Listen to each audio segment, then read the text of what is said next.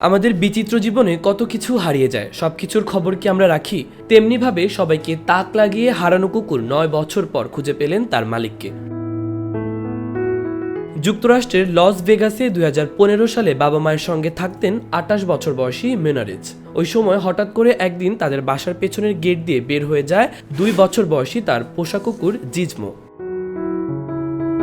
৯ বছর পর ১৭ জুলাই তাকে পাওয়া যায়। ২৫ জুলাই এক সাক্ষাৎকারে মোনারেজ জানায় ৯ বছরে যদি অনেকটাই পাল্টে গেছে জিজমো, তবে নাম ধরে ডাকার সঙ্গে সঙ্গেই সে সাড়া দিয়েছে। মার্কিন বার্তা সংস্থা এপি এ খবর জানিয়েছে। এই ৯ বছর পাল্টে গেছে মোনারেজও। এখন তিনি নিজের বাসায় থাকেন। বয়স হয়েছে ৩৭ বছর। ইংরেজিতে স্নাতকোত্তর ডিগ্রি অর্জন করে শিক্ষকতা পেশা শুরু করেছেন তিনি। কিন্তু যা কিছুই করেন না কেন, তিনি কখনোই গিজমোকে খুঁজে বের করার চেষ্টা বন্ধ করেননি। তবে সবকিছু পাল্টে গেল গত সপ্তাহে। জরুরি সেবায় নিয়োজিত একজন পশু চিকিৎসক কুকুরটি মাইক্রোচিপ স্ক্যান করে গুরুত্বপূর্ণ কিছু তথ্য পান, আর এর ফলাফল হিসেবেই ৯ বছর পর প্রিয় কুকুরটির সঙ্গে আবারও দেখা হয় মোনারেজের।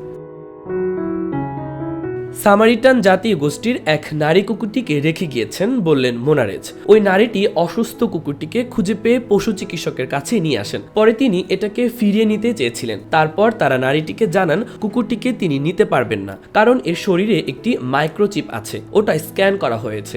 এর মালিককে খুঁজে বের করা হচ্ছে। পশু চিকিৎসকরা গিজমোর মাইক্রোচিপ স্ক্যান করে নিশ্চিত হয়েছিলেন যে এটাই মোনারেজের পোষা কুকুর। তারপর তাকে ইমেল করেন তারা। পশু চিকিৎসকরা মোনারেজকে জানান তাকে খুঁজে পেতে ২ মাস সময় লেগেছে তাদের। মেল পাওয়ার কয়েক ঘন্টার মধ্যেই ওই পশু হাসপাতালে উপস্থিত হন মোনারেজ। এটিকে তিনি এক অলৌকিক ঘটনা বলে উল্লেখ করেছেন। গিজমোর বয়স এখন ১১ বছর, তবে সে অসুস্থ। তাকে এখন বাড়িতেই চিকিৎসা দেওয়া হচ্ছে এবং মোনারেজের সাথেই রাখা হয়েছে।